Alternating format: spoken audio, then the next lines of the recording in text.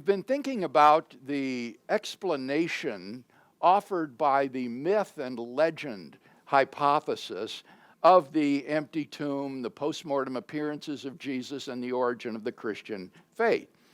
And we saw last time that this explanation fails to offer a plausible account of the origin of the disciples' belief that God had raised Jesus from the dead.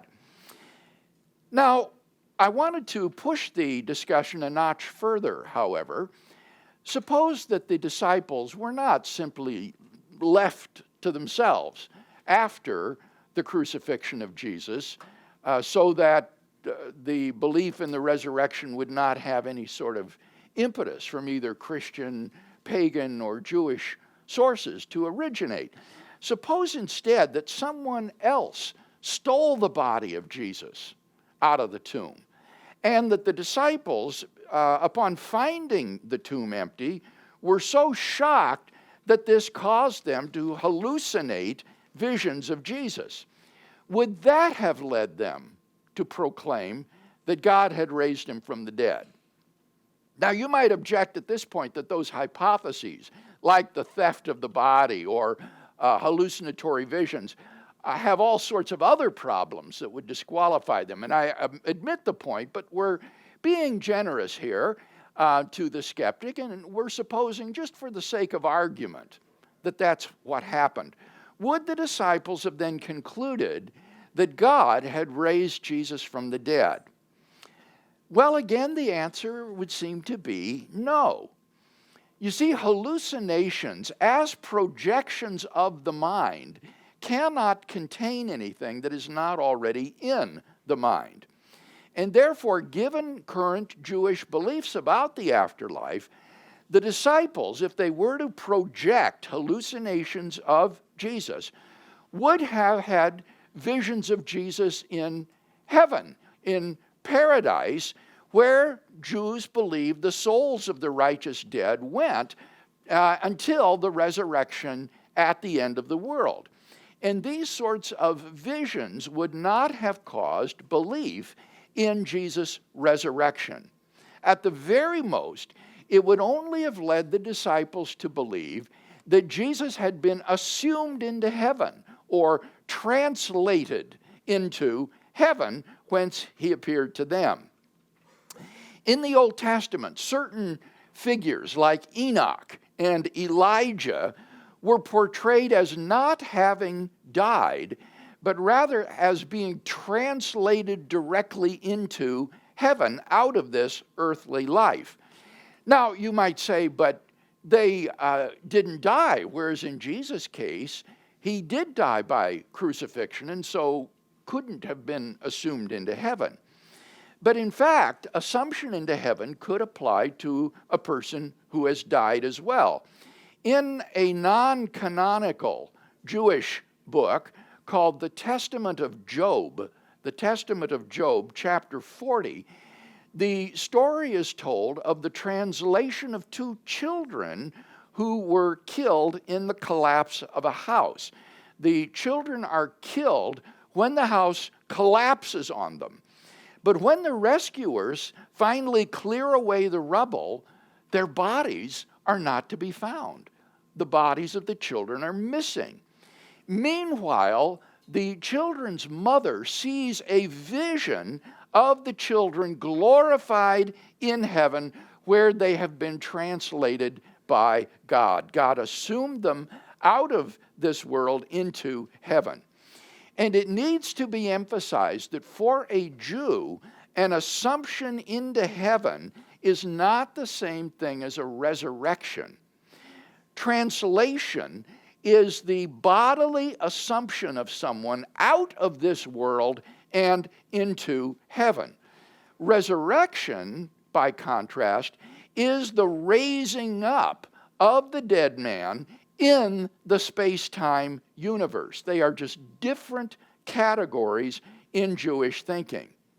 So, given typical Jewish beliefs concerning translation and resurrection, the disciples, had they projected heavenly visions of Jesus, would not have preached that God has raised Jesus from the dead. At the very most, the empty tomb and hallucinations of Jesus would have caused them to believe that Jesus had been assumed into glory by God, because that was consistent with Jewish belief. It would have fit in with the Jewish frame of thought. But they would not have come to think that God had raised Jesus from the dead, because this contradicted Jewish belief in at least two fundamental respects, as we saw last week. The resurrection always occurred, you'll recall, after the end of the world, and was never of an isolated individual apart from the general resurrection of the people. So, the origin of Christianity owes itself to the belief in the earliest disciples that God had raised Jesus from the dead. That belief cannot be plausibly accounted for in terms of either Christian influences, pagan influences, or Jewish influences on the disciples. Even if we grant, for the sake of argument, the implausible hypotheses that the body was stolen and the disciples had hallucinations of Jesus, the origin of belief in Jesus' resurrection still cannot be plausibly explained. Such events would have led the disciples at most to say that Jesus had been translated into heaven, where they saw him, but not resurrected from the dead. So the origin of the Christian faith remains inexplicable on this myth and legend hypothesis. Any discussion of the myth or legend hypothesis? Yeah, I wondered if you have seen the popular Netflix show recently, AD Kingdom and Empire, which depicts the post-resurrection events. Watching it, I thought it's interesting that two things that I find somewhat questionable is that they show Jesus ascending into heaven with his disciples as sort of an isolated event with the disciples, as opposed to having a crowd of 500 people.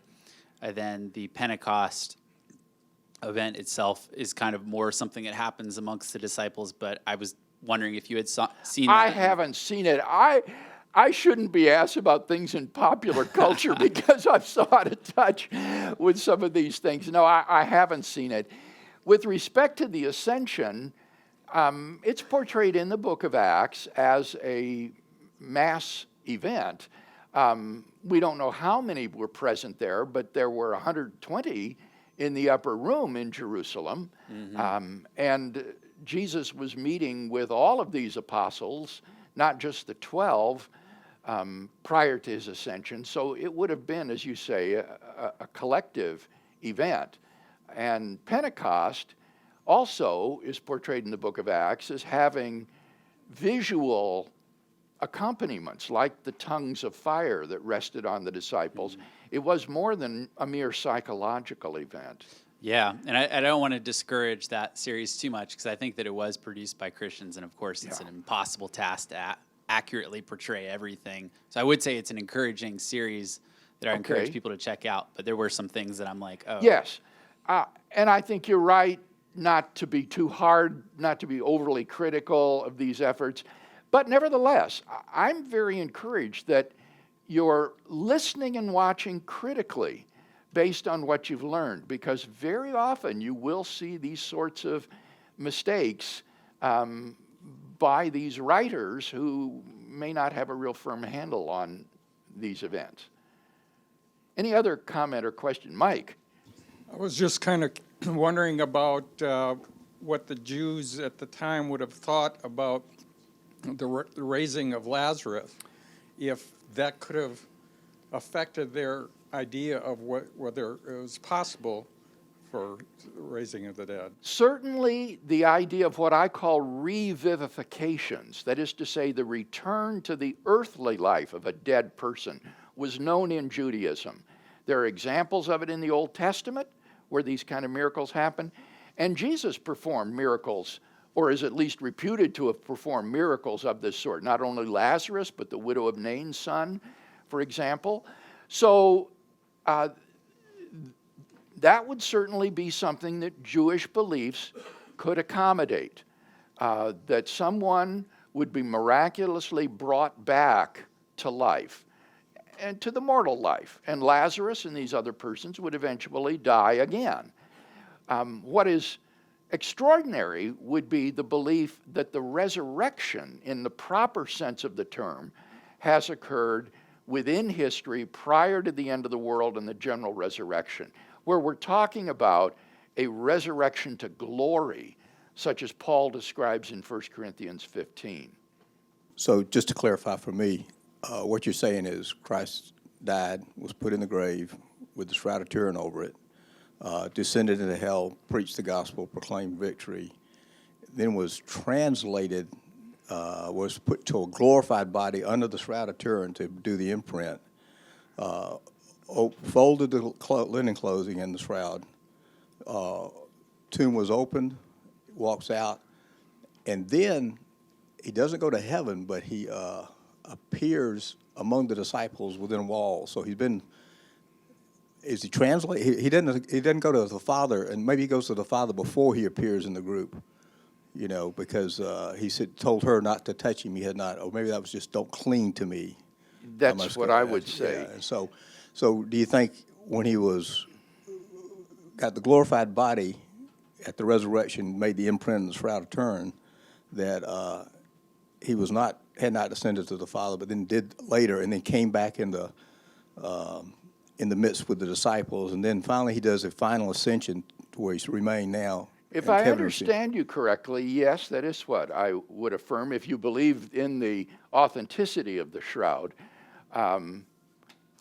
Jesus rises physically and bodily from the tomb in a glorified body, a transformed body that Paul describes in 1 Corinthians 15 as powerful, glorious, immortal, and spiritual or supernatural. That's the kind of body that Jesus rises from the dead with. But then his assumption into heaven doesn't take place, as you say, until later on in Acts chapter 1. Good morning, Doctor. Morning. Are there any public records of the Lazarus account or the widow's son being resurrected? Anything from that time that... You mean other than in the New Testament? Right. No.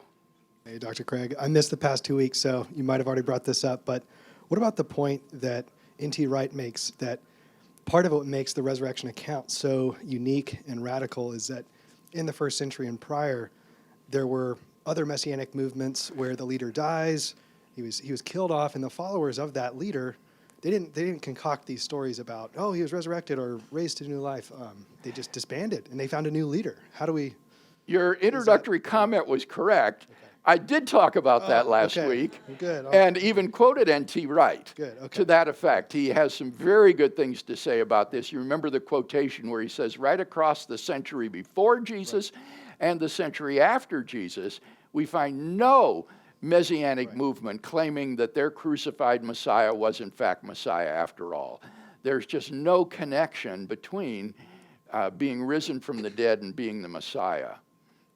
Well, let's go on then to the hallucination hypothesis, which is the next one on our list.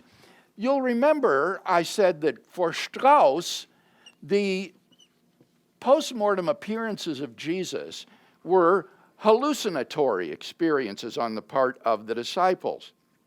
The most prominent proponent of the hallucination hypothesis today is the German New Testament critic Gerhard Lüdemann. So how does this hypothesis fare when we assess it by McCullough's 6 criteria? Well, first, explanatory scope. The hallucination hypothesis obviously suffers from narrow explanatory scope. It attempts to give an explanation of the post-mortem appearances, but it says nothing to explain the empty tomb. And therefore, proponents of the hallucination hypothesis must either deny the fact of the empty tomb, including the burial of Jesus in the tomb, or else they have to conjoin some independent hypothesis to the hallucination hypothesis to account for the empty tomb, which makes their theory less simple. It has narrow explanatory scope. Again, the hallucination hypothesis says nothing to explain the origin of the disciples' belief in Jesus' resurrection from the dead. As we've just seen, in a Jewish context, other more appropriate interpretations of the disciples' experiences than resurrection was at hand. James D.G. Dunn, who is a very prominent New Testament scholar and historical Jesus scholar, has said, why did they conclude that it was Jesus risen from the dead? Why not simply a vision of the dead man? Why not visions fleshed out with the apparatus of apocalyptic expectation, coming on the clouds of glory and the like?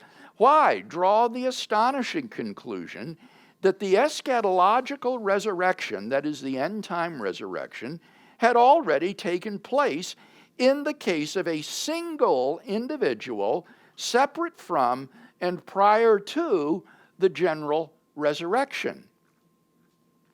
Now, as Dunn's last question indicates, the inference, he has been raised from the dead, which sounds so natural to our Christian ears, would have been wholly unnatural to a first century Jew. In Jewish thinking, there was already a category which was perfectly suitable to describe the disciples' supposed experience, namely, Jesus had been assumed into heaven. But that isn't what they proclaimed. They proclaimed instead his resurrection from the dead. I think the best attempt to account for the disciples' hallucinatory experiences has been examined by Dale Allison, a prominent historical Jesus researcher. Allison compares the resurrection appearance stories with very fascinating stories of visions of a deceased loved one, which the bereaved sometimes experience. A husband may see a vision of his wife in the kitchen after her funeral, or the mother may see a vision of her daughter who has died walking into the apartment. And these visions of the deceased can be extremely real, very palpable and physical in their appearance. And Allison speculates, could it be in the case of the disciples that they experienced these sort of bereavement visions and so proclaim Jesus is risen from the dead? Well, as fascinating as these stories are, however, I think that the overriding lesson of these bereavement experiences is that the bereaved do not, as a result of such experiences, come to believe that the deceased person has physically returned to life. Rather, the deceased person is seen in the afterlife. N.T. Wright observes that for somebody in the ancient world, visions of the deceased would not be evidence that he is alive, it would be evidence that he is dead. And I think that that is very well said. Allison himself admits in the end, and I quote, "If there was no reason to believe that his solid body had returned to life, no one would have thought him, against expectation, resurrected from the dead. Certainly visions of or perceived encounters with a post-mortem Jesus would not by themselves have supplied such a reason." So even given such visionary experiences, belief in Jesus' resurrection from the dead remains unexplained. What about the explanatory power of the resurrection hypothesis?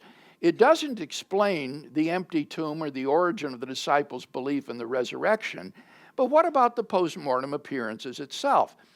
Well, I think arguably the hallucination hypothesis has weak explanatory power, even when it comes to the post-mortem appearances. Let's suppose, for the sake of argument, that Peter was one of those individuals who experiences a vision of a deceased loved one. Would this suffice to explain the resurrection appearance narratives in the Gospels? Well, not really. For the diversity of the resurrection appearances bursts the bounds of anything that is found in the psychological case books. Think about it. Jesus appeared not just one time, but many times. Not at just one locale and circumstance, but in a variety of places and under different circumstances. Not just to one individual like Peter, but to different persons. Not just to individuals, but to various groups of people. And not just to believers, but to unbelievers like James, and even enemies like Saul of Tarsus. Postulating a chain reaction among the disciples won't solve the problem, because people like James and Saul don't stand in the chain. Those who would explain the post-mortem appearances via psychological hallucinations are compelled to construct a composite picture by cobbling together different psychological cases of hallucinations, and that only goes to underline the fact that there's nothing like the resurrection appearances in the psychological case books. Fourth criterion was that the hypothesis needs to be more plausible than rival hypotheses. Ludemann attempts to make the hallucination hypothesis plausible by a psychoanalysis of Peter and Paul. According to Ludemann, both Peter and Paul labored under guilt complexes. Peter because he had denied Jesus 3 times, Paul because as a Pharisee and Jew, he couldn't live up to the demands of the Jewish law. And so both of them, in order to deal with these guilt complexes under which they suffered, sought release in having hallucinations of Jesus. But is Ludemann's psychoanalysis really plausible? Well, I think there is good reason to doubt. First of all, Ludemann's use of depth psychology is based upon certain theories of Jung and Freud, which are highly disputed. Any account that is based on so controversial foundation as the theories of Freud and Jung, I think, is bound to be implausible. Second, there is insufficient data to conduct a psychoanalysis of either Peter or Saul. Psychoanalysis is difficult enough to carry out with a patient on the psychoanalyst's couch, so to speak, but it is next to impossible with historical figures who cannot be personally interrogated. And it's for that reason that the genre of psychobiography is rejected by historians today. Finally, number 3, what evidence we do have suggests that Paul or Saul, the Pharisee, did not, in fact, struggle with a guilt complex under the Jewish law, as Ludemann supposes. 50 years ago, the Swedish scholar Christer Stendahl pointed out that Western readers have tended to read Paul through the lenses of Martin Luther's struggle with guilt and sin, and to project this onto Paul. But Paul, or Saul, the Pharisee, experienced no such struggle.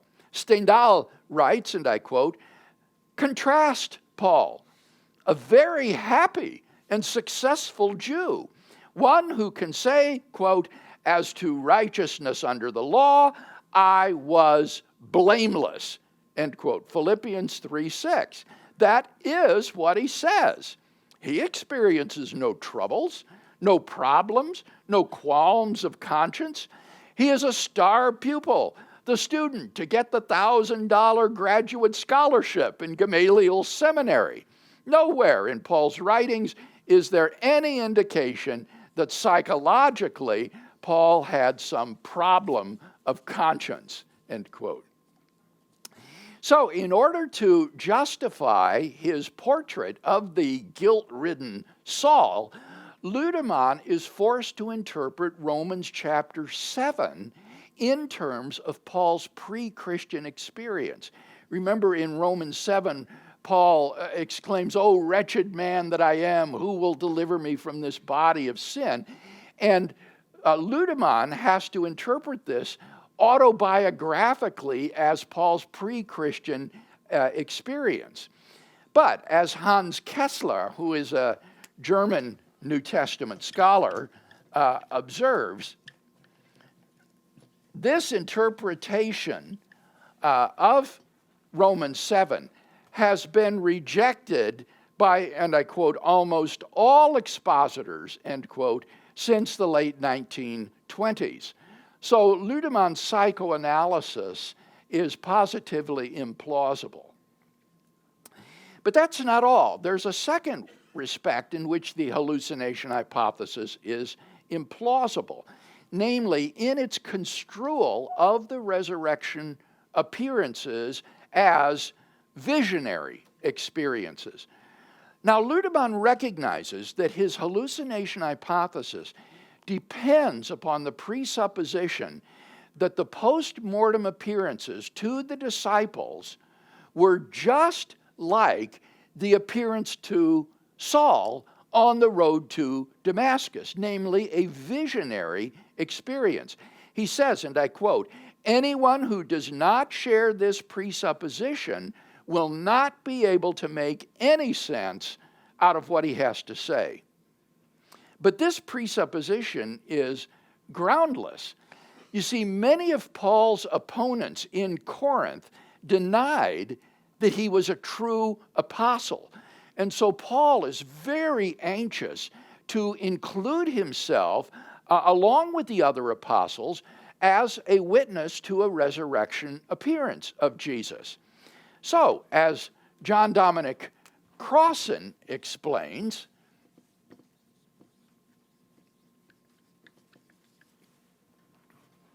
and I quote,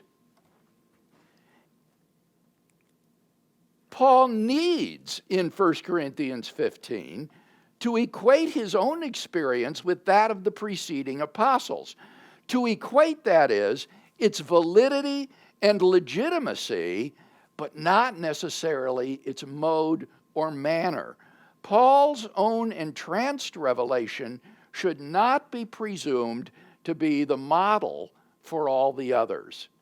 Paul, in including himself in the list of witnesses, is trying to bring his experience up to the objectivity and the reality of the disciples' experience. He's not trying to drag their experiences down to the level of a merely visionary appearance. And thus the hallucination hypothesis is implausible because of its tendency to try to reduce all of the post-mortem appearances to mere visions. So, both with respect to its psychoanalysis of Peter and Paul, as well as its reduction of the appearances to merely visionary experiences, the hallucination hypothesis, I think, suffers from implausibility. The next criterion to be assessed or weighed is that the hypothesis must be less ad hoc than other hypotheses. And I think that Ludemann's version of the hallucination hypothesis is ad hoc in a number of ways. For example, he just assumes that the disciples fled back to Galilee immediately after Jesus' arrest in the Garden of Gethsemane. He wants to get rid of the disciples' presence in Jerusalem so that they don't go and check out the empty tomb. Instead, he has them flee back to Galilee immediately after the arrest. He also assumes that the other disciples were prone to hallucinations so that there would be a chain reaction among them.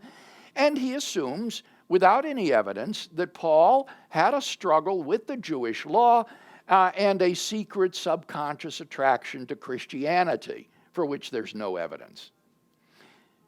Next, the hypothesis should be disconfirmed by fewer accepted beliefs than rival hypotheses. And again, some of the accepted beliefs of New Testament scholars tend to disconfirm the hallucination hypothesis, at least as Ludemann defends it. For example, it is widely believed that Jesus received a proper burial from Joseph of Arimathea, which Ludemann has to deny. It's widely believed that Jesus' tomb was discovered empty by a group of his women followers on the first day of the week, which Ludemann has to deny. It is widely accepted that psychoanalysis of historical figures is not feasible. It's widely accepted that Paul was basically content with his life under the Jewish law as a Pharisee. And again, it's widely accepted that the New Testament makes a conceptual distinction between a vision of Jesus and a resurrection appearance of Jesus. And so Ludemann's hypothesis, being inconsistent with all of these, tends to be disconfirmed by accepted beliefs among New Testament scholars.